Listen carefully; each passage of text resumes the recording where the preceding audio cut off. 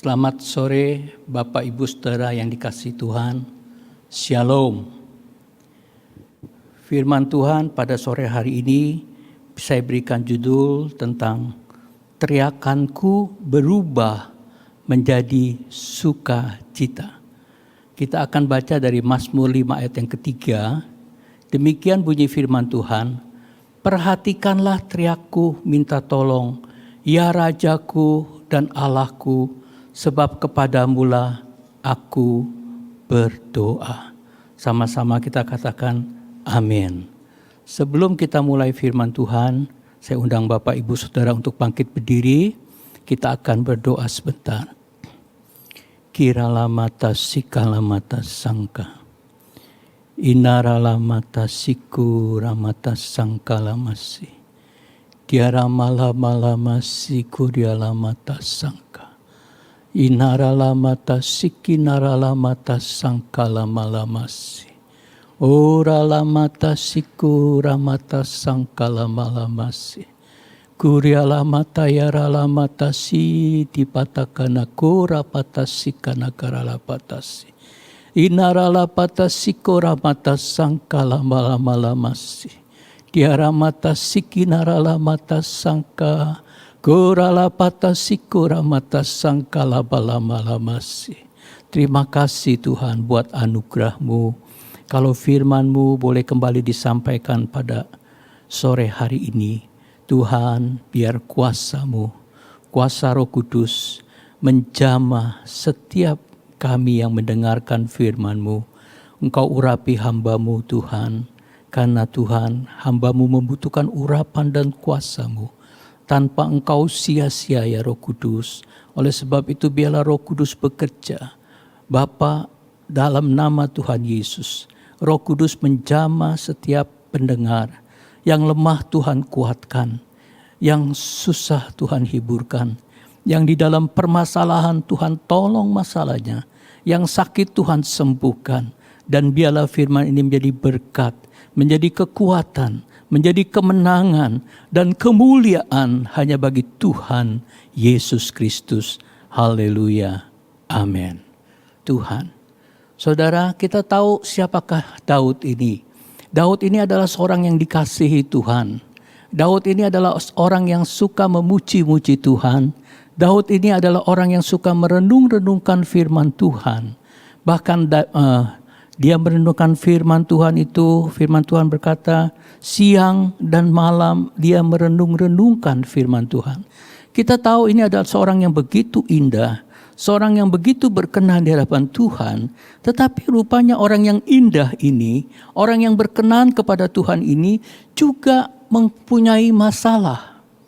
Oleh sebab itu saudara yang mendengarkan firman Tuhan pada sore hari ini, mungkin ada saudara yang sedang menghadapi masalah. Masalah itu banyak saudara, apalagi dalam masalah sekarang ini, pandemi yang global seluruh dunia menghadapi masalah resesi. Banyak tenaga-tenaga kerja di PHK, saudara. Juga ekonomi yang merosot itu membawa dampak yang begitu banyak. Juga penyakit COVID ini seperti maut yang sedang beredar di mana-mana, saudara. Setiap orang bisa kena COVID. Saudara, kepada siapa kita minta tolong? Kita belajar seperti Daud, dia berteriak minta tolong. Dan saudara jangan heran, saudara jangan aneh. Kalau saudara mengasihi Tuhan, oh saya orang yang mengasihi Tuhan. Oh saya orang yang melayani Tuhan. Oh saya orang yang selalu berdoa kepada Tuhan. Oh saya orang yang mencintai Tuhan. Tetapi saudara juga punya masalah. Jangan heran, jangan aneh. Karena Tuhan juga punya rencana di dalam setiap kehidupan kita. Di dalam Mazmur 34 ayat 20 ayat itu begitu jelas. Firman Tuhan mengatakan kemalangan orang benar banyak. Jadi orang benar itu kita dibenarkan karena Tuhan Yesus Kristus. Jadi boleh dikatakan anak-anak Tuhan Yesus, orang yang percaya kepada Tuhan Yesus itu juga punya kemalangan. Punya kesusahan, punya persoalan, punya penderitaan. Bahkan dikatakan bukan sedikit, tetapi banyak. Dan di sini firman Tuhan berkata, tetapi Tuhan melepaskan dia dari semuanya itu. Yang melepaskannya itu adalah Tuhan. Di sini kita dimurnikan, saudara. Karena, saudara, kita dimurnikan supaya kita betul-betul berharap kepada Tuhan. Di dalam Matius 8 ayat 23 sampai dengan 26, di situ diceritakan murid-murid, saudara. Dia naik perahu bersama dengan Tuhan Yesus. Kemudian di tengah-tengah danau, terjemahan baru berkata danau, tapi King James berkata laut. Ya, tiba-tiba terjadi angin badai yang begitu kencang badai itu. Murid-murid ketakutan, murid-murid bingung. Dia sudah tidak tahu lagi bagaimana caranya. Walaupun di situ ada Petrus, nelayan, dan yang lainnya adalah orang-orang yang ahli di dalam pelayaran. Sudah tidak bisa berbuat apa-apa karena ada badai yang besar, karena ada badai yang dahsyat. Caranya bagaimana? Dia membangunkan Tuhan Yesus. Dan Tuhan menghadik badai itu, dan badai itu pun kemudian berhenti. Badai itu berhenti, saudara. Jadi kita harus membangunkan Tuhan Yesus di tengah-tengah badai. Saudara, coba saudara bangunkan Tuhan Yesusnya. Tuhan Yesus yang hidup di dalam saudara itu dibangunkan. Supaya Tuhan itu bekerja, kuasa Tuhan bekerja. Mungkin selama ini kita kurang sungguh-sungguh dengan Tuhan. Mungkin selama ini kita kurang sungguh-sungguh mendengar firman Tuhan. Kita kurang berdoa, coba itu dibangkitkan. Supaya ada kuasa iman. Nah, iman itulah yang melepaskan saya dan saudara dari berbagai macam badai. Iman di dalam Tuhan Yesus. Tuhan Yesusnya dibangkitkan. Firman Tuhannya kita cintai. Firman Tuhannya kita renungkan. Firman Tuhannya kita jadikan iman. Roh Kudus bekerja di dalam kehidupan kita. Itu namanya Tuhan Yesus dibangunkan.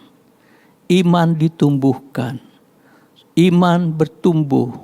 Kalau kita punya iman sebesar biji sesawi, gunung itu bisa pindah. Ada rencana Tuhan pada saat-saat kita mengalami berbagai macam kesulitan. Yang pertama, rencana Tuhan supaya Tuhan Yesusnya bangun.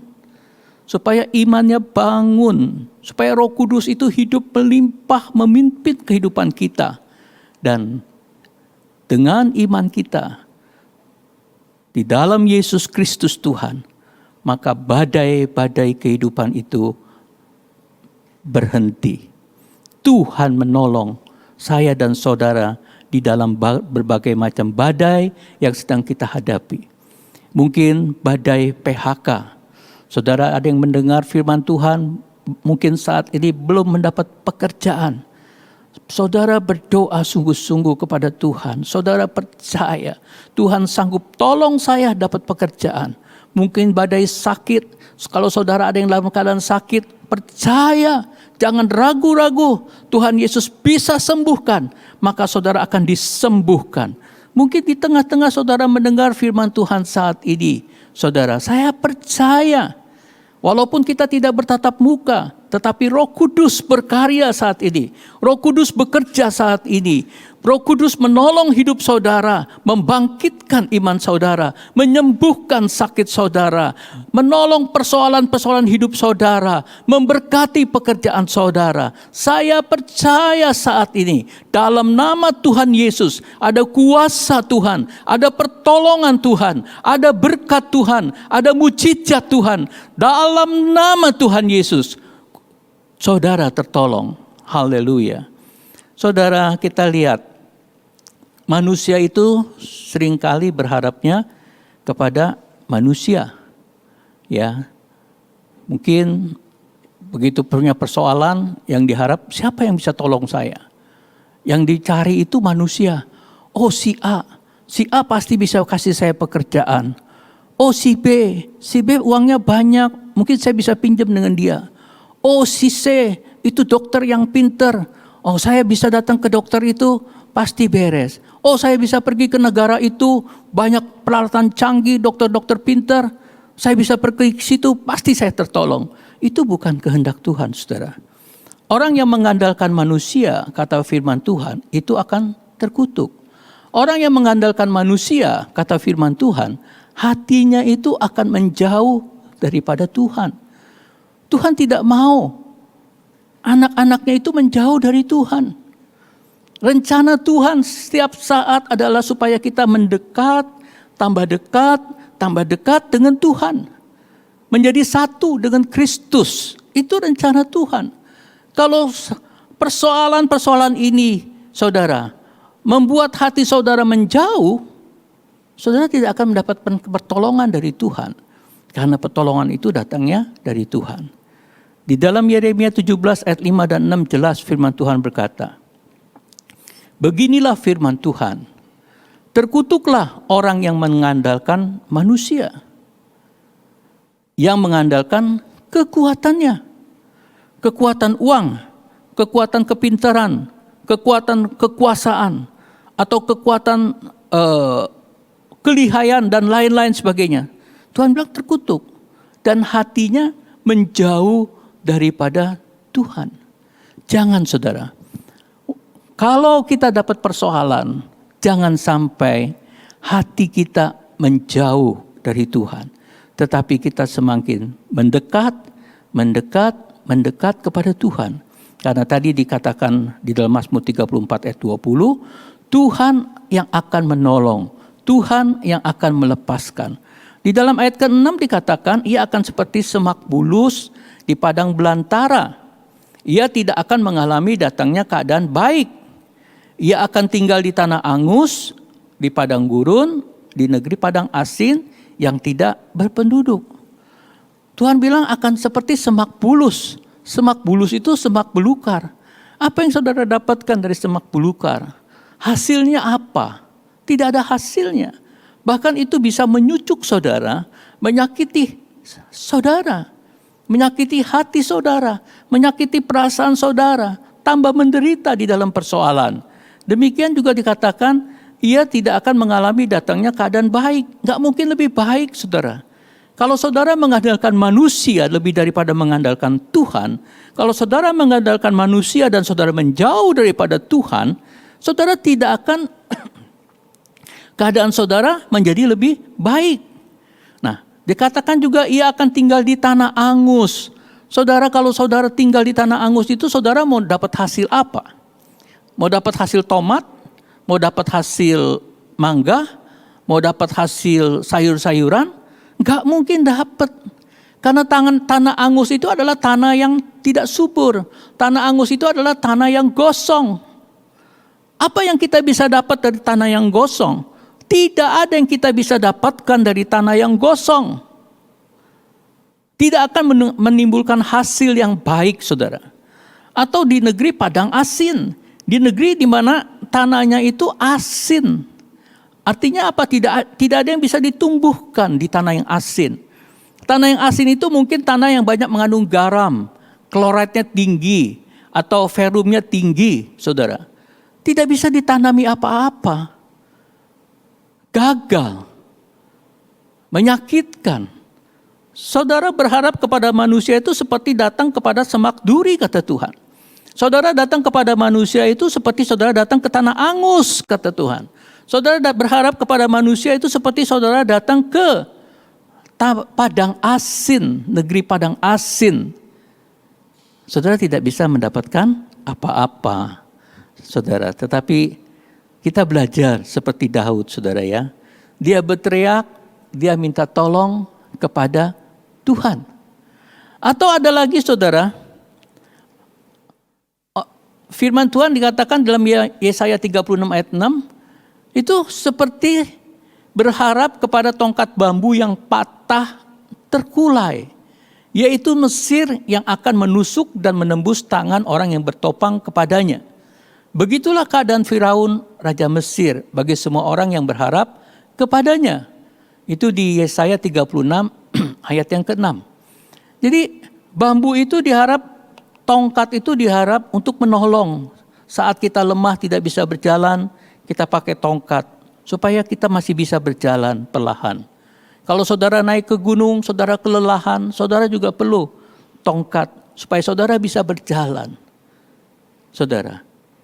Tapi kenyataannya pada waktu kita capek, lelah, kita pakai tongkat, Harusnya tongkat itu membantu kita untuk berjalan, tetapi tongkat itu patah, tongkat itu menusuk tangan kita menjadi luka, dan kita tambah tidak bisa berjalan, ditambah lagi dengan luka di tangan kita yang menimbulkan rasa nyeri, sakit yang tidak terkira.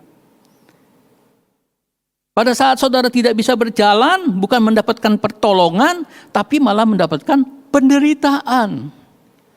Itulah orang yang berharap kepada manusia. Seringkali dia kecewa. Oh, saya datang ke si A, pasti bisa ditolong. Ternyata bukan tertolong saudara. Tetapi malah menimbulkan luka yang baru. Sakit yang baru. Hatinya menjadi sakit. Saya berharap pasti dia bisa tolong. Tetapi ternyata dia mengecewakan saya. Kok bisa ya? Luka di hati. Sakit di hati. Oleh sebab itu saudara, Daud dia berteriak kepada Tuhan. Demikian juga saya dan saudara. Saudara-saudara, Bapak, Ibu yang mendengarkan firman Tuhan pada sore hari ini. Kalau saudara mendapatkan persoalan, berteriaklah kepada Tuhan. Kalau Tuhan menolong Daud, Tuhan juga akan menolong saya, Tuhan juga akan menolong saudara. Haleluya. Saudara, Mesir itu adalah negeri yang subur di dalam Kejadian 13 ayat 10. Lalu Lot melayangkan padangnya dan dilihatnya bahwa seluruh lembah Yordan banyak airnya seperti taman Tuhan, seperti tanah Mesir sampai ke Soar. Hal itu terjadi sebelum Tuhan memusnahkan Sodom dan Gomora. Jadi jangan berharap kepada Mesir. Jangan berharap kepada manusia dengan kekuatannya. Jangan berharap kepada manusia dengan kekayaannya. Jangan berharap kepada manusia dengan kepintarannya. Jangan berharap kepada manusia dengan kekuasaannya. Tetapi saya dan saudara pada sore hari ini kembali diingatkan. Janganlah menjadi lemah. Tapi menjadi lebih kuat. Belum tertolong 1 hari. Belum tertolong 1 bulan. Biasanya saudara berdoa, Tuhan tolong saya percaya. Tuhan tolong saya, 1 minggu belum tertolong. 1 bulan belum tertolong. 1 tahun belum tertolong. Jangan menjadi lemah, tapi berteriak, Tuhan, saya percaya Tuhan sanggup tolong saya. Saya percaya Engkau adalah Allah yang Maha Kuasa. Maka pada sore hari ini, saya percaya, saudara yang tidak menjadi lemah, saudara yang kembali dengan sungguh-sungguh mendekatkan diri kepada Tuhan. Tuhan berkarya, Tuhan bekerja, Tuhan melakukan mujizatnya, Tuhan melakukan kuasanya untuk menolong saya dan saudara pada sore hari ini. Puji Tuhan. Saudara, tetap ada juga orang yang jalan pintas saudara. Ya, jalan pintasnya bagaimana? Dia cari ke dukun. Dia minta ke dukun. Ya, di dalam Saul itu mati karena ke dukun, saudara. Ya, di dalam 1 Samuel 28 ayat 7, Saul cari dukun dan akhirnya mati. Di dalam 1 Samuel 31 ayat 9 sampai 10, itu waktu mati dia bunuh diri, kepalanya kemudian dipancung sama Filistin. Senjatanya semua dirampas, kemudian orang berkeliling, mungkin berkeliling ini sambil bawa kepalanya Saul ya. Nah, kemudian mereka menyampaikan kabar di kuil berhalanya dan kepada rakyat. Kemudian mereka menaruh senjata Saul itu di kuil Asetoret dan mayatnya dipakukan mereka di tembok kota Betsin. Jadi kepalanya dipancung dulu, saudara, dipenggal. Mungkin kepalanya itu dibawa keliling ditunjukkan. Kemudian tubuhnya dipakukan di tembok kota Betsin, saudara. Saudara, itu orang yang pergi mencari dukun. Bukan lagi dapat pertolongan, tetapi dapat kematian, dan matinya tidak terhormat. Matinya tidak mulia, saudara. Ada orang pergi ke dukun, saudara. Sakit kanker.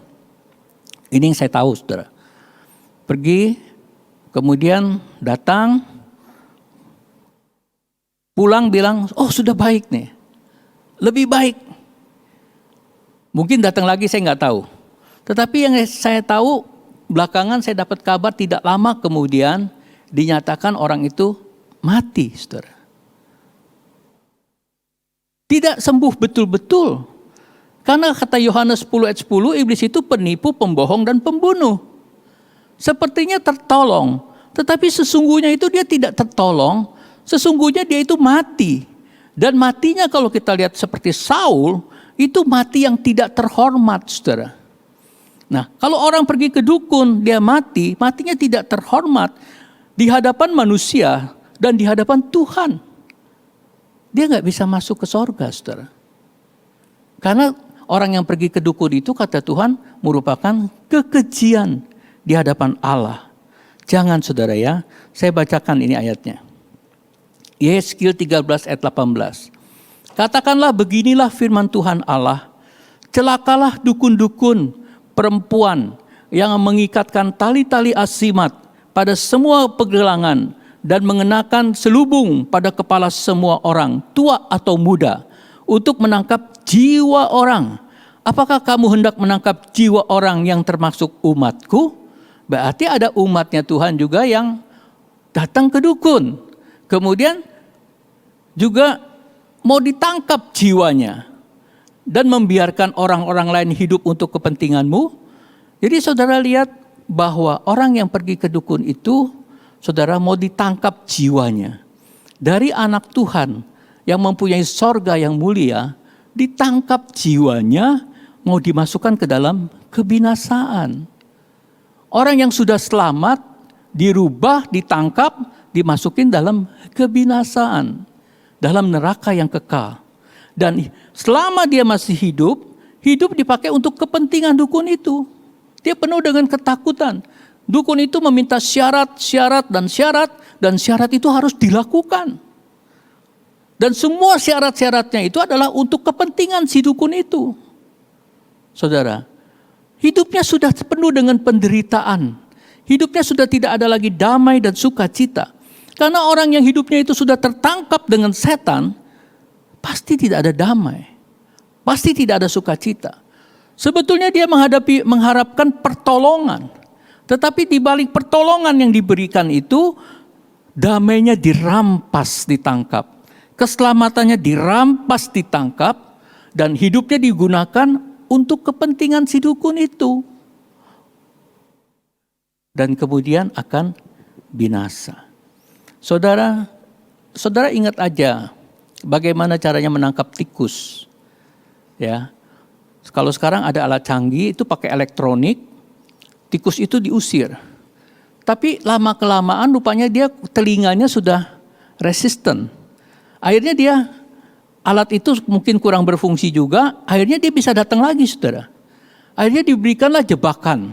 Jebakannya itu dikasih jebakan tikus, mungkin ada yang kasih kepala ikan atau makanan lain, sehingga tikus itu masuk. Begitu tikus itu masuk, pintunya ditutup, terjebak, mati. Matinya tikus itu macam-macam, saudara. Ada yang dengan diguyur air panas, ada yang dijemur di tengah matahari, kemudian ada lagi kalau saya lihat di jalan itu, ada yang dilindas dengan mobil, segala macam, saudara. Matinya mengerikan. Demikian juga orang yang pergi kepada dukun, itu seperti tikus yang terperangkap, dia ketakutan, dia mencerit-cerit, tidak ada kedamaian, tidak ada sukacita, dan kemudian dia akan binasa. Mengerikan. Oleh sebab itu jangan coba, saudara.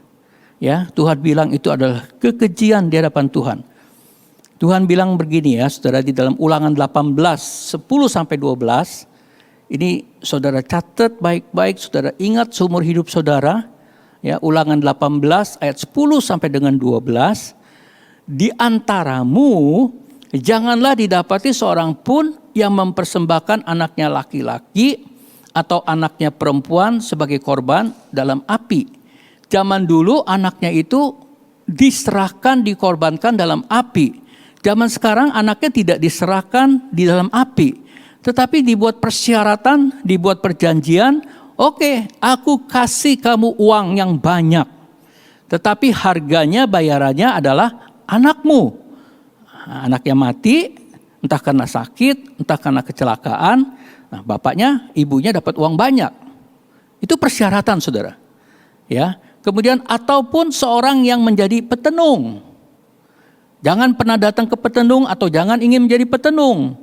Atau peramal. Jangan, saudara. Bagaimana nasib saya? Saya sekarang menghadapi kesulitan. Saya sekarang sedang sakit. Bagaimana nasib saya berikutnya? Nah, datanglah ke peramal. Jangan, saudara. Tuhan bilang itu merupakan kekejian. Tuhan melihat saudara itu adalah orang yang keji. Jangan, saudara. Atau penelaah. Seorang penyihir. Jangan, saudara. Seorang pemantra. Ataupun seorang yang bertanya kepada arwah. Minta kepada arwah. Panggil arwah, jelangkung dan lain-lain sebagainya itu, saudara ya. Kepada roh peramal. Atau yang meminta petunjuk kepada orang-orang mati. Minta orang mati, saudara ya, datang seperti si Saul. Nah, saudara, sebab setiap orang yang melakukan hal-hal ini, kata Tuhan, adalah kekejian bagiku. Kekejian itu artinya Tuhan sangat-sangat tidak senang. Tuhan sangat marah kepada orang-orang ini. Dan oleh karena kekejian-kekejian inilah Tuhan Allahmu menghalau mereka dari hadapanmu. Kekejian di hadapan Tuhan dan Tuhan akan menghalau. Menghalau itu diusir, dikeluarkan. Ya, artinya tidak bisa masuk dalam kerajaan sorga kalau tidak bertobat. Oleh sebab itu saudara, jangan coba-coba. Sebagai anak Tuhan, umat Tuhan, jangan coba-coba untuk pergi ke dukun.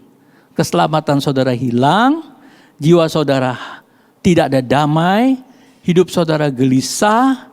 Saudara, Tuhan bilang, apa artinya seluruh dunia ini diberikan kepadamu kalau jiwamu binasa? Di dalam Tuhan kita boleh ada persoalan, saudara. Tetapi Tuhan yang saya sembah, Tuhan yang saudara sembah itu adalah Tuhan damai sejahtera. Artinya apa? Walaupun di dalam persoalan, di dalam masalah-masalah yang saya hadapi, saudara hadapi, itu tetap ada damai sejahtera dari Tuhan.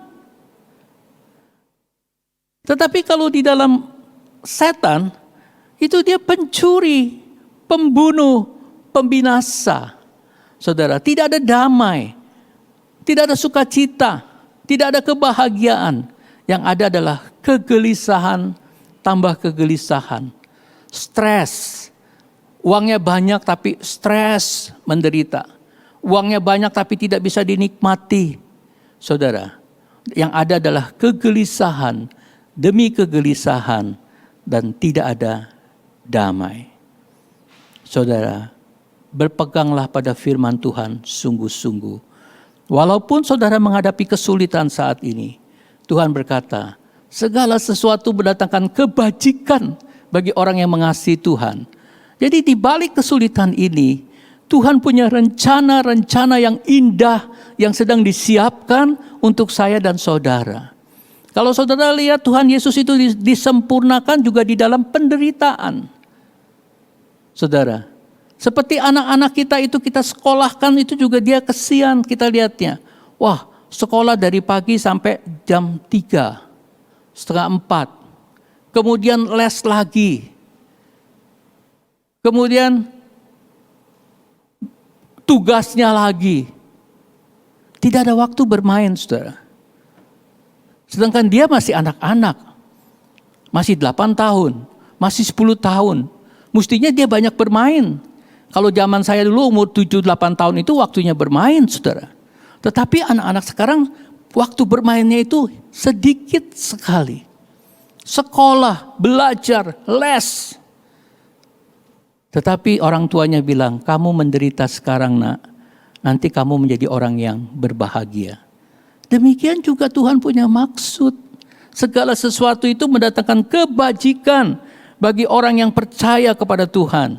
Nah, orang yang percaya kepada Tuhan, dia tidak hanya merasakan penderitaannya, tetapi dia tahu di ujungnya Tuhan punya rencana yang baik di dalam kehidupannya.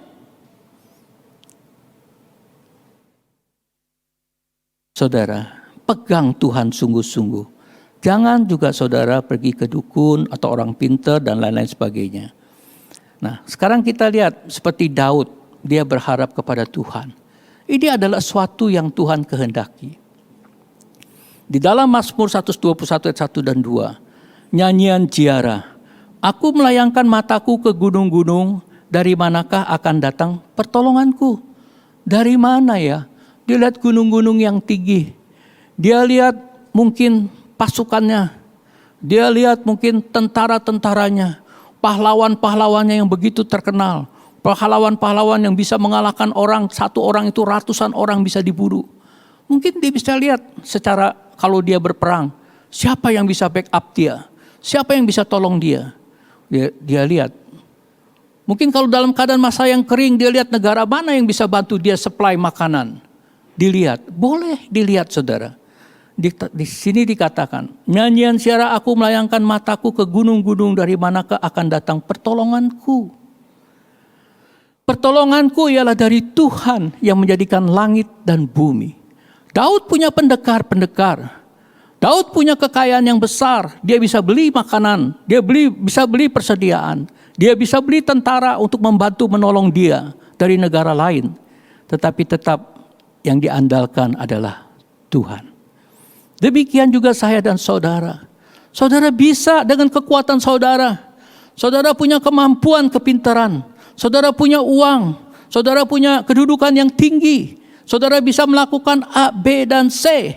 Tetapi jangan pernah lupa bahwa pertolongan itu dari Tuhan. Dan Tuhanlah yang menjadi pengharapan kita. Oleh sebab itu di dalam Mazmur 5 ayat yang keempat, tadi Mazmur 5 ayat yang ketiga, Mazmur 5 ayat yang keempat, Daud berkata, pada waktu pagi engkau mendengar seruanku. Saudara lihat, jadi Daud begitu bangun tidur pagi-pagi, yang dicari itu siapa? Tuhan. Pada waktu pagi engkau mendengar seruanku. Jadi pada waktu pagi dia bangun tidur, dia langsung berlutut di bawah kaki Tuhan. Dia memuji-muji Tuhan. Dia menyembah Tuhan. Dia bersyukur kepada Tuhan. Dia mempermuliakan Tuhan. Karena dia tahu hari ini aku membutuhkan pertolongan. Hari ini aku butuh pimpinan jalan Tuhan. Dan engkaulah yang menjadi andalanku. Ya Allahku. Ya Tuhanku Yesus Kristus. Ya Allah Roh Kudus. Engkaulah andalanku. Bimbinglah aku, sertailah aku. Jangan sampai aku berdosa. Jangan sampai aku keliru jalan. Jangan sampai aku menyakitkan engkau ya Tuhan. Pimpinlah aku hari ini, supaya aku hidup memperkenankan engkau. Supaya aku hidup menyenangkan engkau. Dan segala kemuliaan bagi Tuhan. Sertakanlah aku hari ini ya Tuhan. Karena aku tidak sanggup. Aku membutuhkan engkau. Pada waktu pagi, Daud dia berseru kepada Tuhan. Dia mengutamakan Tuhan. Dan firman Tuhan berkata, orang yang mendapat kerajaan Allah beserta kebenarannya, maka akan ditambahkan. Orang yang mendapatkan Tuhan, nomor satu. Orang yang mau berjalan hidup benar di hadapan Tuhan. Orang yang berteriak dan berseru kepada Tuhan, merasa dirinya tidak mampu dan membutuhkan Tuhan, maka semuanya akan ditambahkan oleh Tuhan. Yeremia 17 ayat 7 dan 8, kita semua sudah mengenal ayat ini. Diberkatilah orang yang mengandalkan Tuhan, yang menaruh harapannya pada Tuhan. Ia akan seperti pohon yang ditanam di tepi air, yang merambatkan akar-akarnya ke tepi batang air, dan yang tidak mengalami datangnya panas terik, yang daunnya tetap hijau, yang tidak khawatir dalam tahun kering, dan yang tidak berhenti menghasilkan buah. Andalkan Tuhan dalam setiap hidup kita, walaupun ada kesulitan. Jangan menyimpang ke kiri dan ke kanan. Jangan andalkan manusia dan berharap kepada manusia dan menjauh kepada Tuhan. Jangan andalkan kepada orang-orang sakti, dukun-dukun dan lain-lain sebagainya. Tetapi andalkan Tuhan. Maka saudara akan hidup, mendapat pertolongan Tuhan dan diberkati oleh Tuhan. Kita tahu bahwa berdoa kepada Tuhan, bagian yang ketiga, ada yang langsung dijawab, tapi ada juga yang langsung harus menunggu. Nah, saudara, kalau langsung dijawab itu seperti orang tua dengan anak, saudara. Anaknya membutuhkan buku, pasti langsung dibelikan oleh orang tua. Tapi kalau anaknya minta sepeda, orang tuanya bilang, sabar ya nak, berdoa dulu sama Tuhan, minta sama Tuhan, sabar. Orang tuanya itu melatih anaknya untuk berharap kepada Tuhan. Orang tua itu melatih anaknya untuk belajar sabar. Orang tua melatih anaknya untuk menabung supaya dia belajar hemat. Dilatih oleh orang tuanya. Demikian juga saya dan saudara. Kadang-kadang kita berdoa kepada Tuhan, kita langsung dijawab oleh Tuhan. Tapi kadang-kadang kita berdoa kepada Tuhan harus tunggu lebih lama lagi. Tetapi Tuhan tidak pernah tidak menolong. Pasti Tuhan menolong. Pasti Tuhan memberkati saudara. Pasti Tuhan menyembuhkan saudara. Pasti. Tapi tunggu waktunya Tuhan. Kalau masih ada umur, pasti disembuhkan. Kalau masih ada umur, pasti saudara akan mendapat pertolongan dari Tuhan. Saudara, itu karena Allah itu adalah orang tua kita, saudara. Tapi kalau waktu nunggu, ya kadang-kadang kita menunggu, saudara. Menunggu itu suatu pelajaran yang indah. Ya, saya pernah cerita, saya pergi dengan direktur saya bekerja. Pada waktu bekerja itu, saudara, kita harus menunggu orang. Menunggu orang itu lama sekali.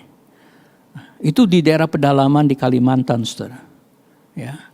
Akhirnya kita nggak bisa pergi ke restoran untuk beli makan. Nah, kita ikut makan dengan karyawan-karyawan pabrik sambil menunggu kita disuruh makan juga. Ya kita makan dengan karyawan pabrik, kita makan sama-sama di meja karyawan sambil menunggu.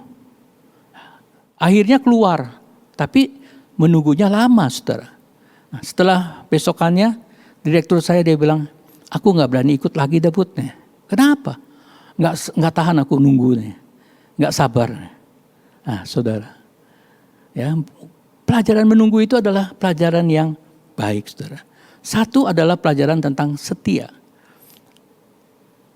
Suami istri itu pada waktu dia menikah diberkati, dia berjanji setia.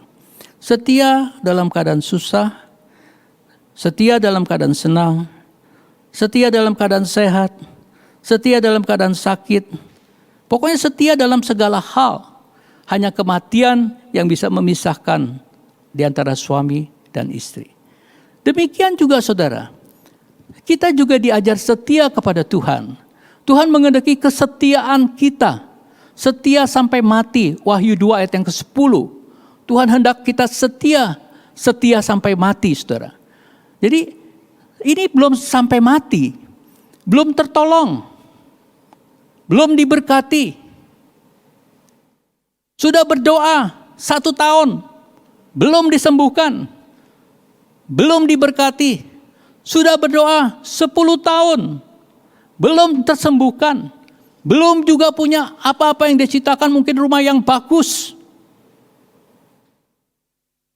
Aduh, kok begini ya? Apa Tuhan ada ya? Apa Tuhan sayang padaku ya? Nah, timbullah mulai pertanyaan-pertanyaan. Saudara, jawabannya adalah Tuhan menghendaki saya dan saudara setia sampai mati. Saudara belum mati. Saudara cuma dapat persoalan. Saudara cuma dapat sakit. Nah, kapan Tuhan tolong? Jangan tanya kapan Tuhan tolong.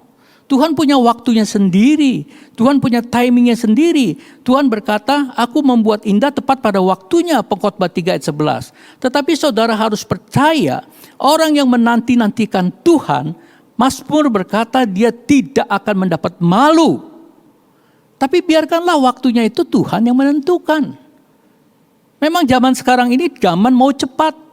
Orang seringkali kita dengar kesabaran aku ini ada batasnya. Kesabaranku ini ada batasnya. Sama Tuhan juga dia seperti itu. Kesabaran saya Tuhan ada batasnya. Jangan saudara. Jangan seperti itu sama Tuhan. Tuhan itu adalah Allah yang maha kuasa. Allah yang kita muliakan. Dia tidak sepandan dengan kita. Kita hanya bisa menyembah, kita hanya bisa berterima kasih, kita hanya bisa bersyukur, kita hanya bisa percaya, dan kita hanya bisa mengambil satu keputusan, aku setia sampai mati. Karena Tuhan Yesus juga setia sampai mati. Dan kemuliaan itu dinyatakan. Setiap lutut bertelut, setiap lidah mengaku bahwa Yesus Kristus Tuhan. Itu yang Tuhan mau, saudara. Di dalam proses menunggu, Tuhan menghendaki satu pelajaran setia. Di dalam proses menunggu, Tuhan memberikan satu pelajaran kasih. Haleluya. Di dalam Amsal 3 ayat 3 firman Tuhan berkata, janganlah kiranya kasih dan setia meninggalkan engkau. Kalungkanlah itu pada lehermu, tuliskanlah itu pada loh hatimu. Saudara, kalungkan di leher itu setia. Saudara, pakai itu sebagai perhiasan saudara. Bawa itu kemana-mana saudara pergi. Kita lihat ibu-ibu tuh rata-rata pakai kalung, saudara ya, sebagai hiasan yang indah, yang bagus. Ada yang pakai salib dan lain-lain sebagainya. Saudara, di salib itu kasih, di salib itu ada setia, dan di salib itu ada kasih, saudara. Bahkan itu bukan cuma di kalung, di perhiasan, tetapi sampai loh hati. Loh hati. Hanya kematian, saudara. Jadi setiap saat, dalam keadaan susah, dalam keadaan senang, dalam keadaan kelimpahan, dalam keadaan kekurangan, dalam keadaan senang, dalam keadaan tidak enak, dalam keadaan apapun, di loh hati kita ada kata-kata setia. Itu yang Tuhan mau, saudara. Kita tahu kasih itu adalah sabar. Ya, di dalam 1 Korintus 13 ayat 4 dan 7. Kasih itu sabar. Ya, kasih itu tidak pemarah di dalam ayat yang kelima.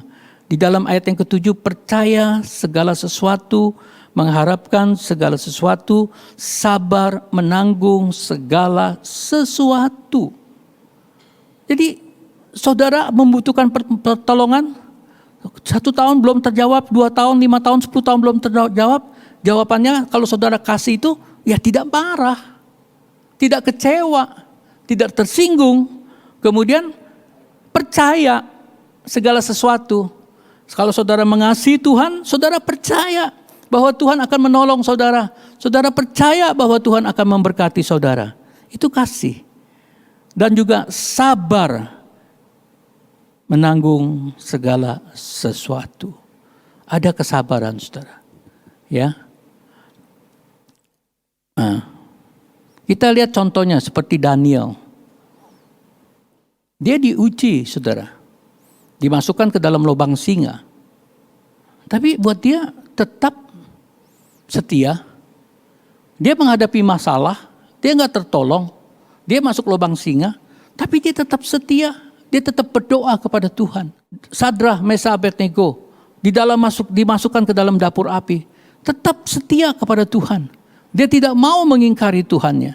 Sekalipun Tuhan tidak menolong aku, maka aku tidak akan menyembah patung Tuanku Raja Nebukadnezar. Mungkin iblis berkata di dalam telinga hati saudara, lihat kamu berdoa sama Tuhan. Lihat kamu melayani Tuhan sungguh-sungguh. Lihat kehidupan kamu. Bedakan sama orang lain. Orang lain luar biasa, mobilnya bagus, rumahnya bagus, tapi saudara, rumahnya sederhana. Mungkin gak naik mobil, naik sepeda. Mungkin iblis bisik-bisik. Nah itu. Orang yang setia seperti Sadrah, Mesah, Abednego. Sekalipun Tuhan tidak menolong aku tidak akan menyembah patung Tuanku Raja Nebukadnezar. Sekalipun aku hidup sederhana, aku tetap mengasihi Tuhan. Sekalipun aku tidak tertolong, aku tetap mengasihi Tuhan. Aku tetap mencintai Tuhan. Nah, orang-orang seperti ini, saudara, yang Tuhan cari, yang Tuhan kehendaki.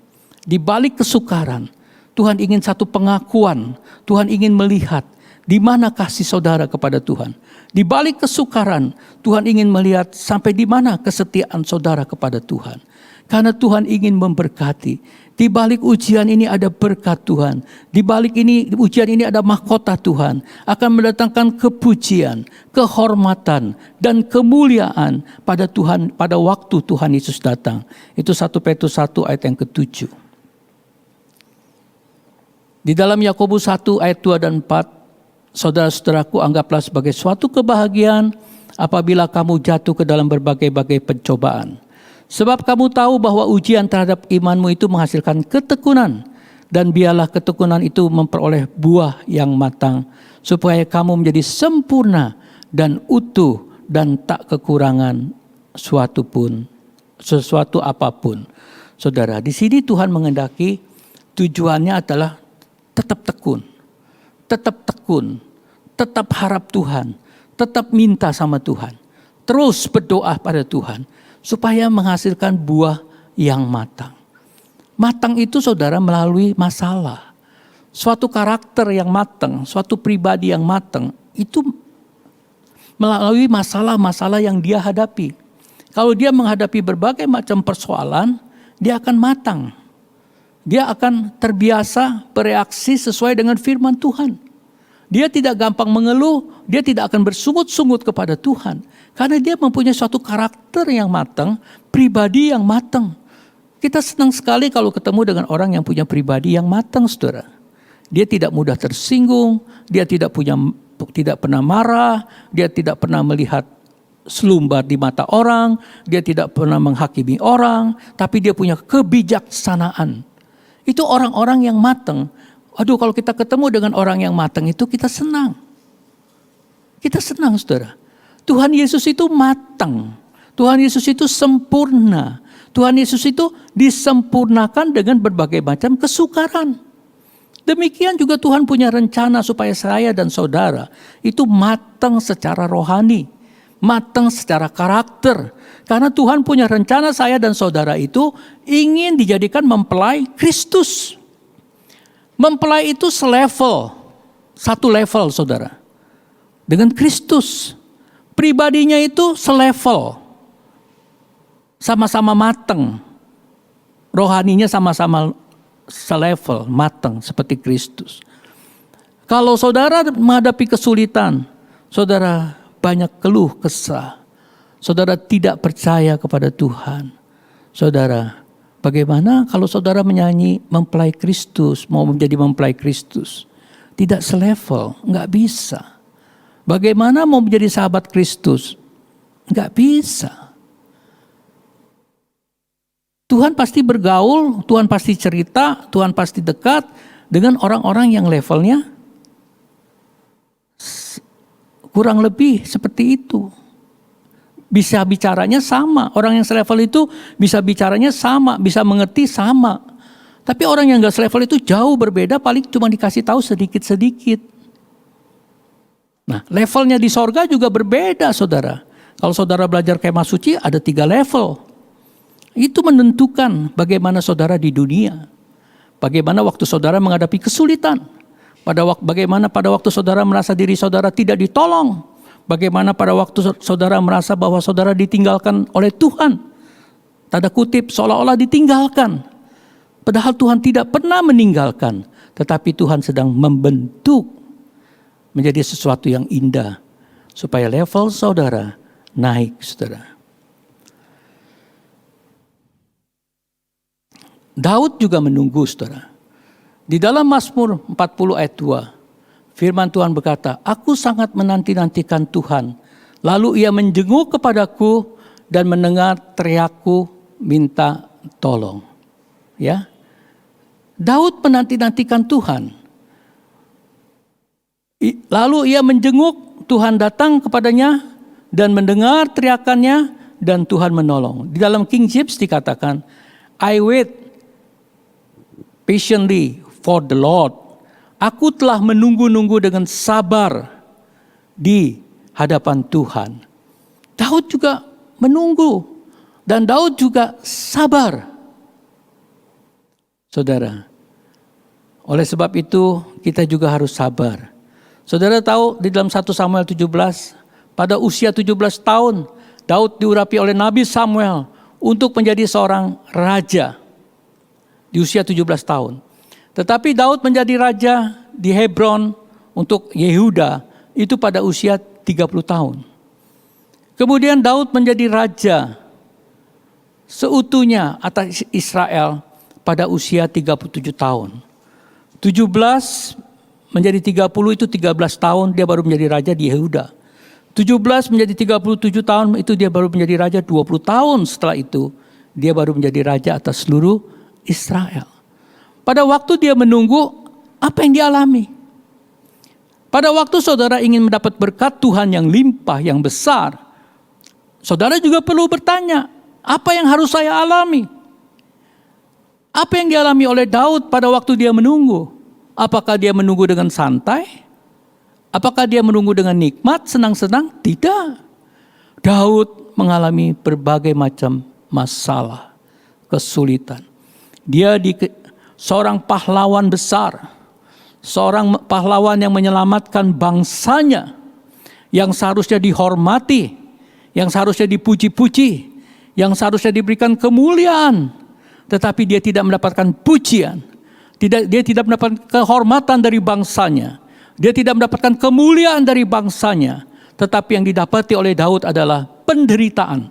Dia dikejar-kejar oleh Saul, seorang raja, seorang mertua, dikejar-kejar. Saudara jangan main-main saudara. Kalau dikejar-kejar karena kejahatan, itu yang ngejar itu presiden atau raja. Waduh, gak main-main saudara. Gak bisa lari, kemana mau lari? Ya, dikejar ke sana, ada di sana dikejar di sana. Mau lari ke sini dikejar ke sini. Bukan satu orang yang mengejar. Seluruh pasukan bahkan rajanya yang ikut mengejar. Aduh, stresnya bukan main saudara. Selama menunggu Daud, dia mengalami stres, tekanan yang berat. Tetapi di situ Tuhan izinkan untuk membentuk satu pribadi, karakter yang bagus. Saudara juga berdoa minta diberkati Tuhan. Tuhan pasti berkati saudara. Tetapi saudara juga harus menjalani satu proses seperti Daud mungkin. Kalau saudara mau berkatnya yang besar, prosesnya juga harus besar seperti Daud. Prosesnya itu dikejar-kejar, dianiaya, gak bisa tidur di rumah, gak bisa tidur di ranjang, tidurnya di goa-goa, mencari makan sulit. Banyak orang yang mau diberkati oleh Tuhan, banyak orang yang minta berkat kepada Tuhan, tetapi tidak mau menjalankan proses yang sedang diberikan oleh Tuhan. Pada waktu diberikan proses oleh Tuhan, dia tidak tahan. Artinya saudara jangan juga minta berkat yang besar. Karena saudara tidak tahan di proses yang seperti Daud. Kalau saudara ingin berkat yang besar, saudara juga harus tahan terhadap proses yang luar biasa. Supaya saudara tidak jatuh seperti Saul, tetapi saudara berkemenangan seperti Daud. Itu yang Tuhan kehendaki. Saudara yang dikasihi Tuhan, Tuhan mempunyai rencana yang indah. Kita di sini belajar tentang akhir zaman. Kita di sini belajar tentang menunggu kedatangan Tuhan. Pada waktu Tuhan datang, saudara semua ingin terangkat. Pada waktu saudara datang di bawah zaman antikris, di dalam zaman kursi pengadilan Kristus 3,5 tahun yang kedua, di atas, di sorga, saudara ingin dapat mahkota dari Tuhan. Semuanya ingin. Betul enggak saudara? Semuanya ingin mahkota. Semuanya ingin yang indah dari Tuhan. Tetapi enggak mau prosesnya, enggak bisa. Proses itu dibuat waktu di dunia ini. Saudara kalau belajar tentang akhir zaman, saudara ingin mengalami pengangkatan. Saudara ingin mendapat kemuliaan dari Tuhan. Saudara menanti-nantikan kemuliaan dari Tuhan. Bukan hanya sekedar saudara duduk di kursi mendengarkan firman Tuhan. Bukan. Tetapi juga ada satu proses yang harus saudara alami. Ada satu proses yang saudara harus jalani. Mempraktekkan firman Tuhan tersebut. Firman Tuhan berkata di dalam 1 Petrus 1 ayat 6 dan 7. Bergembiralah akan hal itu. Sekalipun sekarang ini kami seketika harus berduka cita oleh berbagai-bagai pencobaan. Maksud semuanya itu ialah untuk membuktikan kemurnian imanmu. Kemurnian iman saya dan saudara itu dibuktikan. Bagaimana cara membuktikan bahwa saya dan saudara itu imannya baik, berkenan kepada Tuhan? Yang jauh lebih tinggi nilainya daripada emas yang diuji kemurniannya dengan api. Diuji kemudiannya dengan api. Bukankah Tuhan Yesus itu membaptiskan dengan roh dan api? Kemuliaan-kemuliaan itu juga Tuhan izinkan dengan api-api yang datang di dalam kehidupan saudara untuk menguji iman saya dan saudara. Apakah kita tetap setia? Apakah kita tetap bersyukur? Apakah kita tetap mengasihi Tuhan? Nah, ini cerita tentang akhir zaman. Sehingga kamu memperoleh puji-pujian dan kemuliaan dan kehormatan pada hari Yesus Kristus menyatakan dirinya. Tuhan Yesus menyatakan diri, terjadi pengangkatan. Di bumi itu terjadi zaman antikris, dan kita salah satu kejadian di sorga itu adalah kursi pengadilan Kristus membagikan mahkota, membagikan kemuliaan buat setiap anaknya. Itu di dalam dunia ini, saudara. Kemuliaan itu dibikin. Saudara di sini jadi konglomerat tapi nggak masuk sorga, atau sorga tingkat yang level rendah. Sedih. Karena apa? Saudara bisa berapa tahun menikmati jadi konglomerat yang uangnya triliunan di dunia? Berapa tahun? 80, 90 tahun? 100 tahun? Oke. Tapi 100 tahun. Tetapi kemuliaan dari Tuhan itu tidak terukur. 1000 tahun, 100.000 tahun, 1 juta tahun. Tidak terukur, saudara. Kita hidup dengan sederhana, cukup diberikan kecukupan oleh Tuhan. Tetapi kita punya kemuliaan di sorga itu sampai kekal selama-lamanya. Itu beruntung, saudara. Oleh sebab itu Tuhan itu memberikan keberuntungan kalau saudara menghadapi kesulitan. Oleh sebab itu Yakobus 1 ayat 2 berkata, anggaplah sebagai kebahagiaan kalau saudara menderita berbagai macam pencobaan. Kemudian kita lihat contoh yang kedua, yaitu tentang Abraham. Abraham ini menunggu 25 tahun baru dapat Ishak, saudara. Ya, dari apa yang dijanjikan Tuhan, 25 tahun kemudian dia baru mendapatkan Ishak. Itu bukan waktu yang pendek. Di dalam Roma 4, 17-23 berkata, seperti ada tertulis, engkau telah kutetapkan menjadi bapa banyak bangsa di hadapan Allah yang kepadanya ia percaya, yaitu Allah yang menghidupkan orang mati dan yang menjadikannya dengan firman-Nya. Jadi Allah yang maha kuasa. Apa yang tidak ada menjadi ada. Allah sanggup melakukan mujizat dari yang tidak ada menjadi ada. Sebab sekalipun tidak ada dasar untuk berharap. Namun Abraham berharap juga dan percaya bahwa ia akan menjadi bapa banyak bangsa menurut yang telah difirmankan, demikian banyaknya nanti keturunanmu. Imannya tidak menjadi lemah, walaupun ia mengetahui bahwa tubuhnya sudah sangat lemah, karena usianya telah kira-kira 100 tahun, dan bahwa rahim Sarah telah tertutup, sudah impossible punya anak, tidak mungkin punya anak. Tetapi terhadap janji Allah, ia tidak bimbang karena ketidakpercayaan, malah ia diperkuat dalam imannya, dan ia memuliakan Allah dengan penuh keyakinan bahwa Allah berkuasa untuk melaksanakan apa yang telah ia janjikan. Karena itu hal ini diperhitungkan kepadanya sebagai kebenaran. Kata-kata ini, yaitu hal ini diperhitungkan kepadanya, tidak ditulis untuk Abraham saja, tetapi ditulis juga untuk kita, untuk saya dan saudara.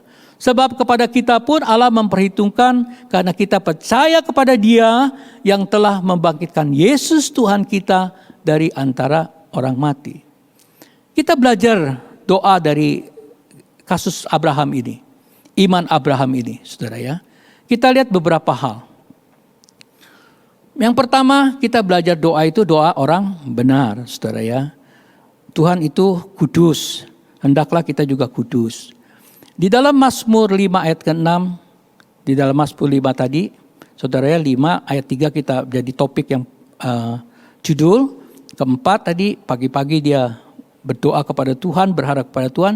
Yang keenam, di dalam prinsip doanya Daud itu dikatakan, pembual tidak akan tahan di depan matamu, engkau membenci semua orang yang melakukan kejahatan. Jadi Bapak Ibu Saudara yang dikasihi Tuhan, di tengah-tengah saudara mendengar firman Tuhan ini, mari saudara. Saudara pasti mendengar, saudara pasti mengharapkan pertolongan Tuhan yang dalam persoalan. Yang sakit mengharapkan kesembuhan dari Tuhan. Yang masalah keuangan mengharapkan Tuhan dapat tolong. Yang perusahaannya dalam masalah, Tuhan juga berharap kepada Tuhan supaya Tuhan menolong. Saya percaya tadi dikatakan bahwa Tuhan Allah yang Maha Kuasa, yang menjadikan dari tidak ada menjadi ada.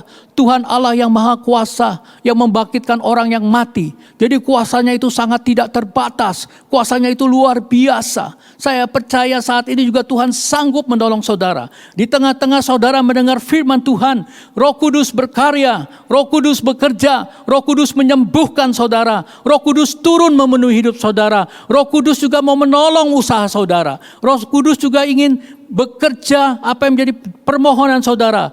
Didoakan dan diberkati sehingga perusahaannya berubah. Dari yang gagal menjadi berhasil. Dari yang minus menjadi plus dalam nama Tuhan Yesus. Tetapi Tuhan juga menghendaki kekudusan. Buang segala dosa. Kalau saudara tahu apa-apa yang saya punya salah, berdoa pada Tuhan. Bertobat pada Tuhan.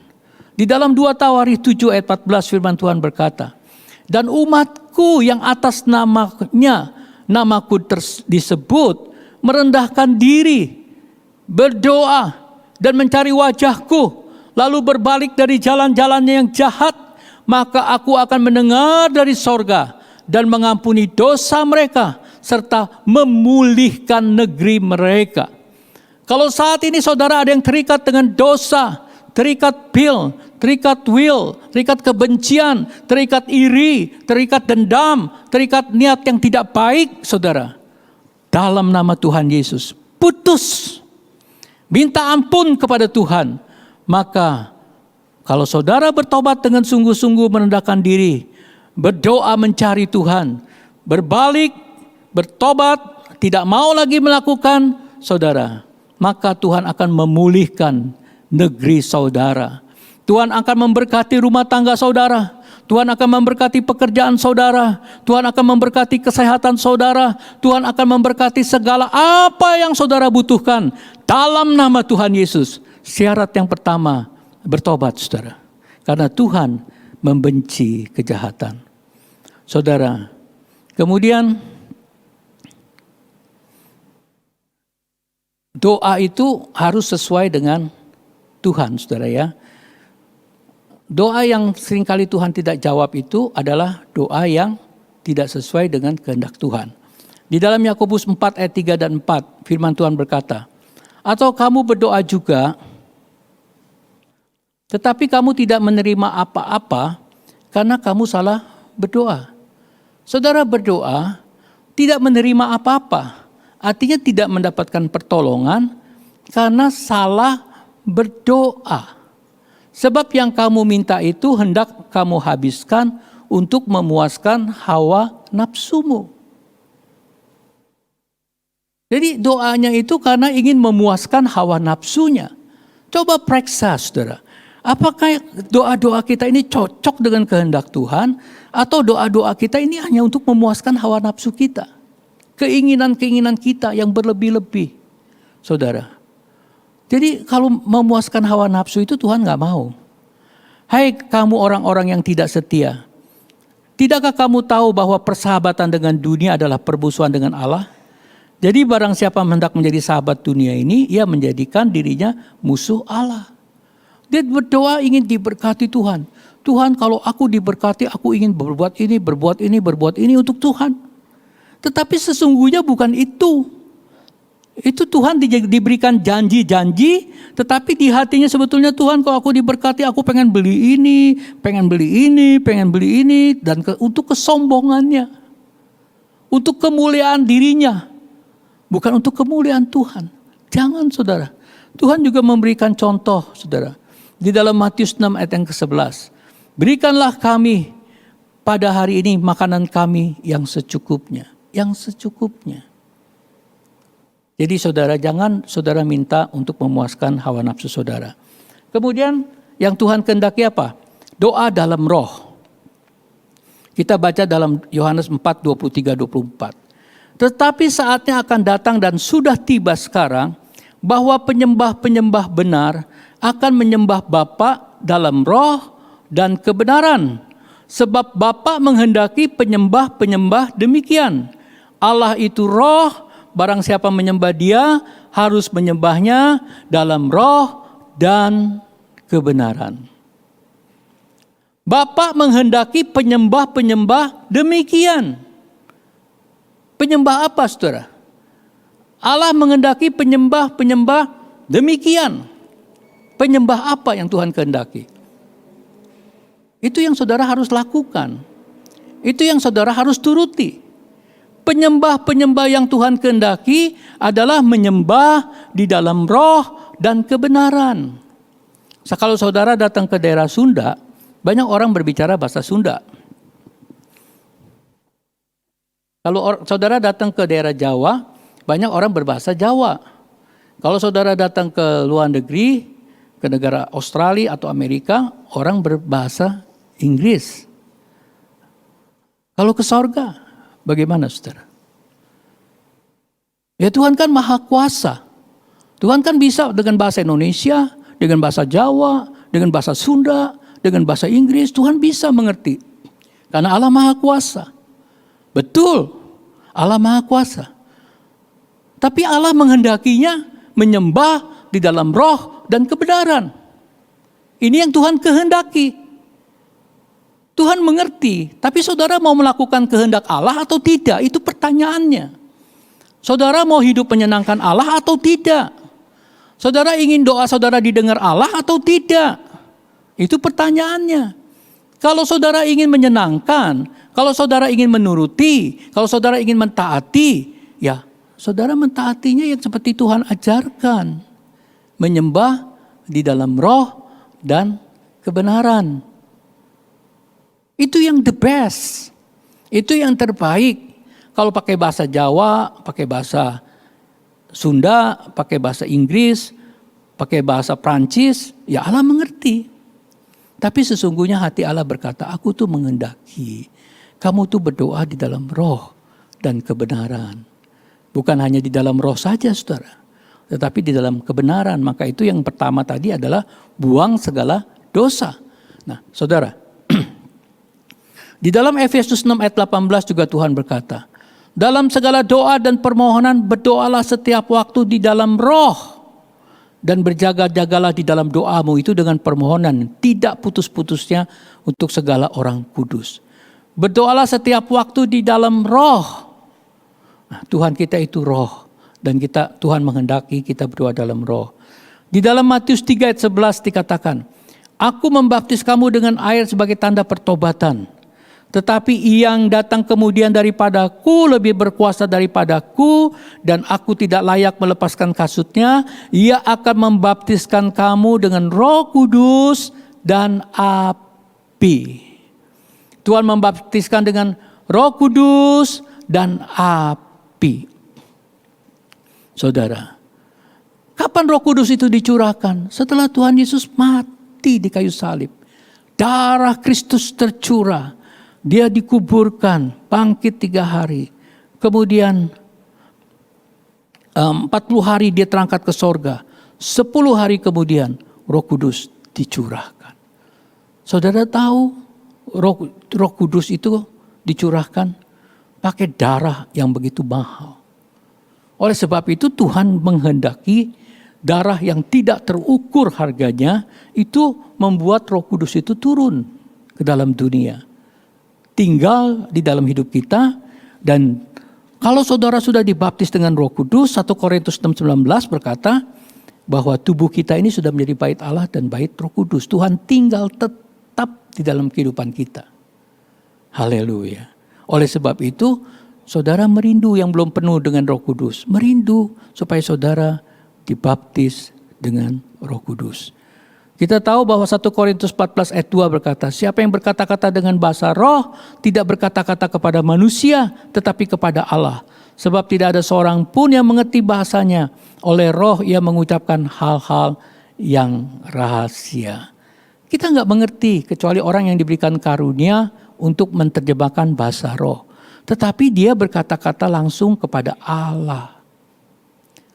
Jadi bahasa roh itu jalur khusus langsung kepada Allah. Enggak ada yang bisa blok. Saya enggak tahu apakah kalau kita bahasa biasa itu setan bisa blok. Tetapi kalau yang 1 Korintus 14 ayat 2 ini berkata langsung kepada Allah, berarti tidak ada yang bisa blok. Setan tidak bisa ngeblok doa kita, saudara. Tetapi kepada Allah, sebab tidak ada seorang pun yang mengerti bahasanya. Ya. Siapa yang berkata-kata dengan bahasa roh tidak berkata-kata kepada manusia tetapi kepada Allah. Langsung kepada Allah. Sebab tidak ada seorang pun yang mengerti bahasanya, oleh roh ia mengucapkan hal-hal rahasia. Rahasia. Jadi rahasia antara pribadi. Rahasia pribadi kita dengan Allah. Enggak bisa diblok, saudara. Ya. Terus percaya seperti Abraham tadi. Dia percaya walaupun tidak ada dasar untuk percaya, tetap dia percaya. Di dalam Ibrani 11 ayat 6 dikatakan, tetapi tanpa iman tidak mungkin orang berkenan kepada Allah. Sebab barang siapa berpaling kepada Allah, ia harus percaya bahwa Allah ada dan bahwa Allah memberi upah kepada orang yang sungguh-sungguh mencari dia. Sungguh-sungguh mencari dia. Percaya. Di dalam 2 Korintus 5 ayat 7 berkata, kita hidup itu karena percaya, bukan karena melihat, saudara. Ya, percaya. Jadi, saudara, berdoalah sungguh-sungguh kepada Tuhan dan percayalah Tuhan memberi upah. Artinya Tuhan memberikan pertolongan. Kemudian kita harus tangguh seperti Abraham 25 tahun tidak menyerah, tetap percaya bahwa Tuhan sanggup tolong saya dan saudara. Pegang terus janji Allah di dalam Rom 4 ayat 20. Tetapi terhadap janji Allah ia tidak bimbang karena ketidakpercayaan. Malah ia diperkuat dalam imannya dan ia memuliakan Allah. Allah Maha Kuasa. Allah sanggup. Bagi manusia sulit. Bagi manusia jalan buntu. Tapi bagi Allah persoalan yang besar apapun. Cancer pun. Dokter angkat tangan sulit sembuh. Bagi Allah tidak ada barang mustahil. Saudara disembuhkan. Saudara yang sakit kanker atau COVID yang sulit disembuhkan, dalam nama Tuhan Yesus, saat ini kuasa Allah bekerja. Bilur Yesus menyembuhkan saudara. Saudara yang percaya, katakan amin dalam nama Tuhan Yesus. Haleluya. Dan Tuhan mengendapkan di dalam doa kita, selalu mengucap syukur dalam segala perkara. 1 Tesalonika 5 ayat 18.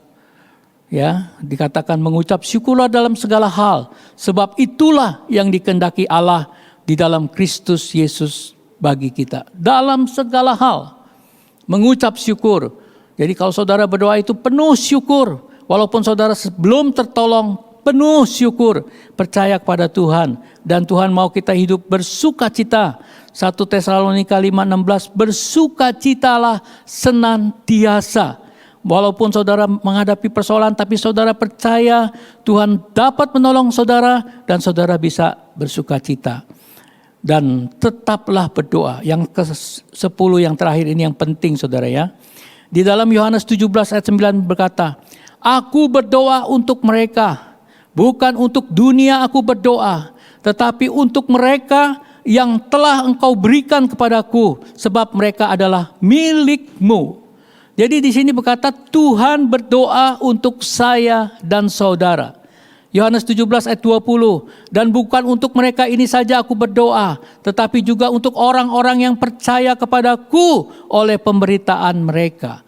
Jadi kalau saudara berdoa, itu Tuhan Yesus juga berdoa untuk saya dan saudara. Saudara, kalau Tuhan Yesus berdoa, pasti kita tertolong. Saya tertolong, saudara tertolong. Saudara, di akhir Mazmur yang kelima ini dikatakan ayat 12-13. Tetapi semua orang yang berlindung padamu akan bersuka cita. Mereka akan bersorak-sorai selamanya karena engkau menaungi mereka. Dan karena engkau akan bersukaria orang-orang yang mengasihi namamu. Sebab engkaulah yang memberkati orang benar. Ya Tuhan, engkau memagari dia dengan anugerahmu seperti perisai. Saudara, teriakan Daud itu ternyata akhirnya adalah sukacita yang dia dapatkan. Teriakan Daud itu akhirnya ternyata adalah sorak-sorai yang didapatkannya. Karena Tuhan mendengar doanya. Karena Tuhan menaungi hidupnya. Karena Tuhan memberkati kehidupannya. Tuhan juga, saudara, di tengah-tengah firman Tuhan ini, di akhirnya saya percaya, saudara mungkin ada yang sedang susah, sedih, menderita. Tetapi di akhir firman ini, saya percaya kuasa Tuhan mengalir. Berkat Tuhan mengalir, pertolongan Tuhan mengalir. Saudara akan bersuka cita, akan bersorak-sorai. Karena Tuhan Yesus mendengar doa saudara. Tuhan Yesus menjadi perlindungan saudara. Tuhan Yesus menjadi penolong saudara. Tuhan Yesus memberkati saudara. Saudara, kita bangkit berdiri, kita akan menyembah Tuhan. Dan saya percaya Roh Kudus berkarya. Saudara, sungguh-sungguh Tuhan menghendaki tidak setengah-setengah. Sungguh-sungguh percaya. Tuhan tidak menghendaki setengah-setengah berdoa. Sungguh-sungguh berdoa. Sungguh-sungguh percaya. Sungguh-sungguh yakin bahwa saudara ditolong Tuhan. Bahwa saudara disembuhkan Tuhan. Bahwa saudara diberkati Tuhan. Bahwa keluarga saudara dipulihkan Tuhan.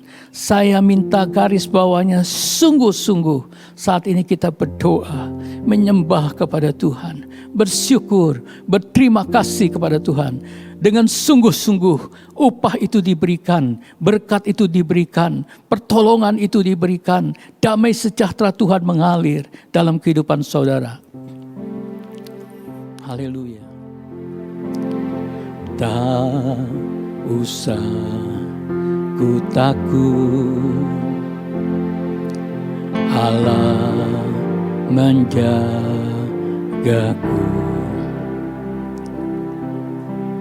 Tak usah ku bimbang, Yesus peliharaku. Tak usah ku susah, Roh Kudus hiburku. Tak usah ku cemas, Dia memberkatiku. Tak usah ku takut, Allah menjagaku.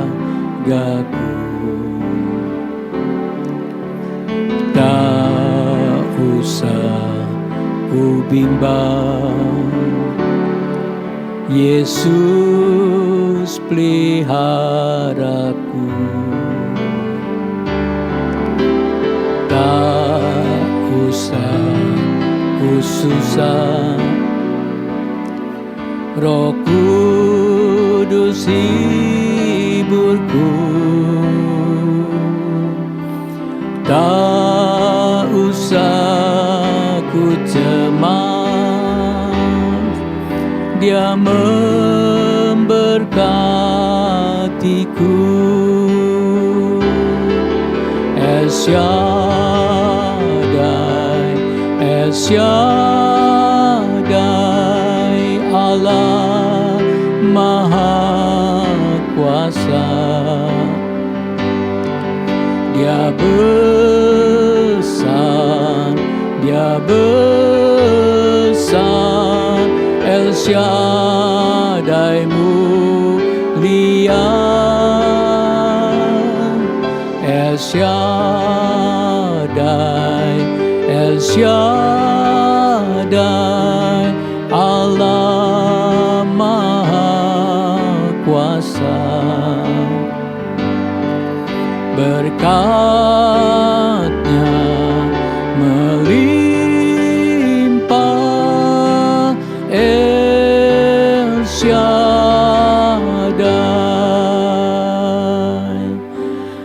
El Shaddai, El Shaddai, Allah Maha Kuasa. Dia besar, Dia besar, El Shaddai mulia, El Shaddai, El Shaddai, Allah Maha Kuasa. Berkat-Nya melimpah, El Shaddai. Berkat-Nya melimpah, El Shaddai. Haleluya, haleluya, haleluya.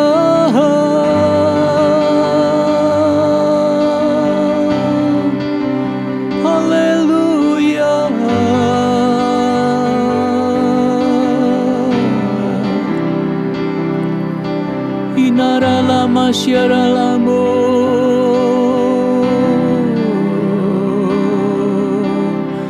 inara lama syara lama sangka.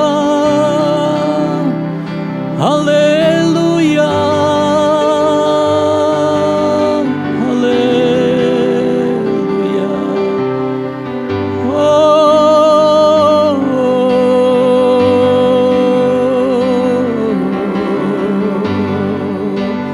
Roh Kudus menjamah anak-anak-Mu. Roh Kudus berkarya saat ini. Tuhan, dengar teriakan anak-anak-Mu. Tuhan, dengar teriakan umat-Mu. Yesus, sikinara lama lama lama lama lama si.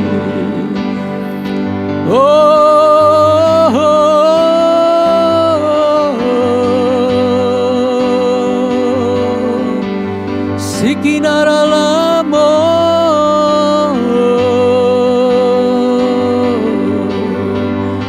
haleluya, haleluya. Inamara malama sangkara lamasi, inamara malama lama lama sangkara lamasi. Bapa di dalam surga,